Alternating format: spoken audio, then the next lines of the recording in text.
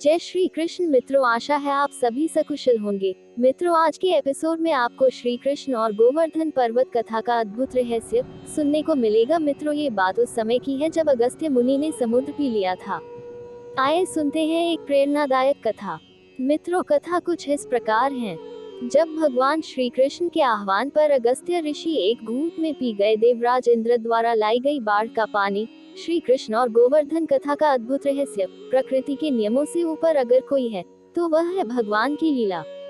मित्रों, बात है द्वापर युग की, जब इंद्रदेव ने अपने क्रोध में आकर गोकुल को जलमग्न करने की ठानी, तब श्री कृष्ण मुस्कुराए। उन्होंने अपनी छोटी सी अंगुली पर गोवर्धन पर्वत को उठा लिया और कहा, आओ ब्रजवासियों, अपने गाय बछड़ों के साथ इस पर्वत के नीचे आ जाओ, मैं तुम्हें इंद्र के कोप से बचाऊंगा। भगवान श्री कृष्ण ने गोवर्धन पर्वत को उठाकर अपनी लीलाओं से सबको चमत्कृत कर दिया। लेकिन एक रहस्य ऐसा भी था जो कम लोग जानते हैं। आखिर उस बाढ़ का सारा जल कहाँ गया? वर्षों से बहती इंद्र की अमानवीय वर्षा को कौन थाम पाया? यहाँ प्रवेश होता है अगस्त्य मुनि का वो रूप जिनकी शक्ति इतनी थी कि समंदर भी उनकी प्यास बुझाने में असमर्थ हो जाए। आइए जानते हैं गोवर्धन लीला में अगस्त्य मुनि की दिव्य भूमिका। जब भगवान श्री कृष्ण ने गोवर्धन को धारण किया तो भगवान ने अगस्त्य ऋषि का आह्वान किया कि अगस्त्य ऋषि आओ और इस देवराज इंद्र के द्वारा जो यहाँ जल भरा हुआ है उसको पी जाओ। और अगस्त्य मुनि आए, एक घूंट में सारा जल पी गए। अगस्त्य मुनि एक ऐसे ऋषि हैं जिनके पास समुद्र को भी एक घूंट बना करके पीने की शक्ति है। ऋषियों में अत्यंत शक्तिशाली ऋषि अगस्त्य शिवजी के परम भक्त थे। एक बार माता पार्वती, जो अन्नपूर्णा भी कहलाती हैं, उन्होंने शिवजी से निवेदन किया, महादेव, मेरी इच्छा है कि मैं संसार के सभी साधु महात्माओं को भोजन करवाऊं। इसलिए आप सभी साधु संतों व ऋषि मुनियों को आमंत्रित कीजिए। इस पर शिवजी ने जो प्रतिष्ठित संत व ऋषि मुनि थे उनको स्वयं बुलाया, कुछ को बुलाने गुणों को भेजा। इस प्रकार से संसार के सभी साधु संतों व ऋषि मुनियों को आमंत्रित किया। लाखों साधु संतों व ऋषि मुनि एकत्रित हो गए। माता पार्वती ने सैकड़ों व्यंजन भरपूर मात्रा में बनवाए, जिनको खा खा के सभी साधु संत व ऋषि मुनि थक गए, किंतु व्यंजन ज्यों के त्यों ही पड़े रहे।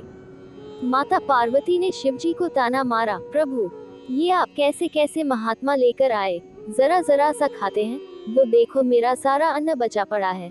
कोई ऐसे महात्मा लेकर आते जो ज्यादा मात्रा में खाएं। शिवजी ने कहा, देवी तुम अन्नपूर्णा हो, तुम्हारा अन्न कोई तोड़ सकता है क्या?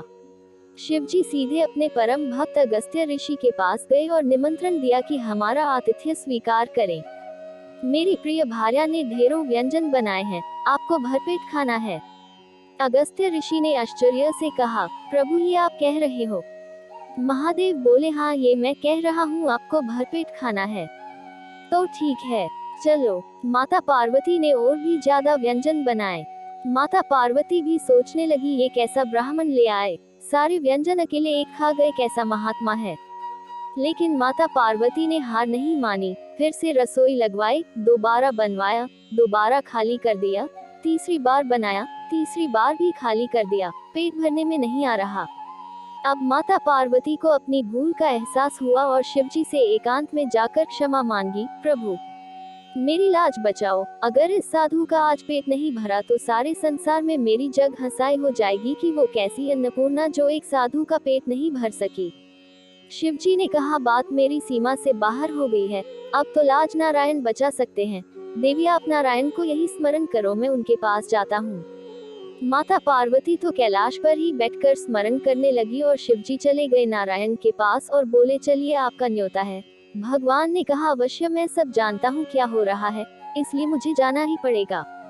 भगवान विष्णु ने एक साधु का भेष बना लिया और अगस्त्य ऋषि के बराबर में आसन लगाया, पतल लगाए और थोड़ा थोड़ा सा भोजन परोसा, जिसको खाकर भगवान ने पेट पर हाथ फेरा और बोले, मैं तृप्त हो गया, मैं तृप्त हो गया। और जब स्वयं जगन्नाथ तृप्त होते हैं तो जगत तो अपने आप तृप्त हो जाता है। अगस्त्य ऋषि देख रहे हैं कि मेरा पेट भर कैसे गया। अगस्त्य ऋषि का पेट तो भरा सो भरा, लेकिन जगत के जितने भी चराचर प्राणी थे सबका पेट अचानक भर गया, पूरा जगत तृप्त हो गया। जगन्नाथ के तृप्त होते ही अब अगस्त्य ऋषि को एहसास हुआ कि ये साधु कोई साधारण साधु नहीं है जिसने मेरा पेट भर दिया, ये स्वयं जगन्नाथ है, स्वयं नारायण है। तब नारायण साधु के भेष में बोले, अगस्त्य जी अब चलें, प्रभु रुको तो अभी थोड़ा पानी पी लेने दो। भगवान ने अगस्त्य ऋषि का हाथ पकड़ लिया और बोले, अभी पानी पीने का समय नहीं आया। द्वापर के अंत में मैं गोवर्धन लीला करूंगा, उस समय तुम्हें भरपेट पानी पिलाऊंगा। चलो ये पार्वती जी का पीछा छोड़ो। तब ऐसे भगवान विष्णु ने शिवजी और माता पार्वती की लाज बचाई थी। इसलिए श्री कृष्ण परिपूर्ण भगवान हैं। जितने भी पूर्ण स्वरूप हैं वो भगवान श्री कृष्ण में पहले से ही विराजमान हैं। श्री राम भी और श्री विष्णु भी श्री कृष्ण में ही हैं। श्री विष्णु ने जब कृष्ण अवतार में गोवर्धन लीला रची और इंद्रदेव ने अभिमानवश पूरे ब्रज को वृष्टि करके पानी से भर दिया और श्री कृष्ण ने देखा कि चारों तरफ जल भराव हो गया है, तब श्री कृष्ण ने अगस्त्य ऋषि का आह्वान किया। अगस्त्य जी आए और सारा जल जो ब्रजमंडल में भर गया था वो सारा जल पी गए। तो इस तरह भगवान विष्णु ने अपने वचन के अनुसार अगस्त्य मुनि को द्वापर युग में गोवर्धन लीला के समय जी भर के पानी पिलाया। मित्रों, यह है कर्म और आह्वान की शक्ति। भगवान ने अगस्त्य ऋषि को बुलाया और उन्होंने अपनी पूरी क्षमता से उस आह्वान का उत्तर दिया। ये बताता है कि जीवन में जब हमारा आह्वान परम उद्देश्य से जुड़ता है तो हम असंभव को भी साध सकते हैं। यही हमारे हिंदू जीवन का महिमा है। हमारे हिंदू धर्म में ऐसे अनेक ऋषि मुनि हुए हैं जिन्होंने साधारणता से परे महान कार्य कर दिखाए। जैसे अगस्त्य मुनि ने गोवर्धन की बाढ़ का पानी एक घूंट में पी लिया। आज भी हमारे बीच ऐसे सिद्ध पुरुष विद्यमान हैं जो असंभव को संभव करते हैं। यही है परमात्मा का परिपूर्ण स्वरूप। जब शिव और अन्नपूर्णा जी असमर्थता में फंसे तब भगवान विष्णु स्वयं साधु का रूप धारण कर अन्नपूर्णा जी की लाज बचाते हैं। ये दर्शाता है कि ईश्वर हर संकट में अवतरित होकर भक्तों की रक्षा करते हैं। मित्रों, भक्ति में ही संतोष है। अन्नपूर्णा का अन्न चाहे असंख्य हो पर वह तभी तृप्त होती है जब संसार के सभी भक्तों को भोजन प्राप्त हो।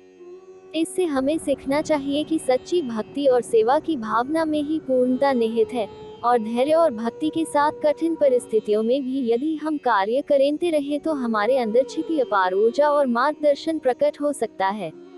मित्रों, इस कथा से यह स्पष्ट होता है कि हमारे धर्म, हमारी मान्यताओं और हमारे महान ऋषियों की शिक्षाएं आज भी हमारे जीवन में परिवर्तन और शक्ति लेकर आ सकती हैं। जीवन में आओ, अपने भीतर की क्षमताओं को पहचानें, ईश्वर में विश्वास रखें और हर परिस्थिति में संतोष और करुणा रखें। मित्रों, अगर लेख आपको पसंद आया हो तो आप चैनल को लाइक, शेयर, कमेंट और सब्सक्राइब जरूर करें। धन्यवाद। शुभ वंदन। ओम नमो भगवते वासुदेवाय नमः।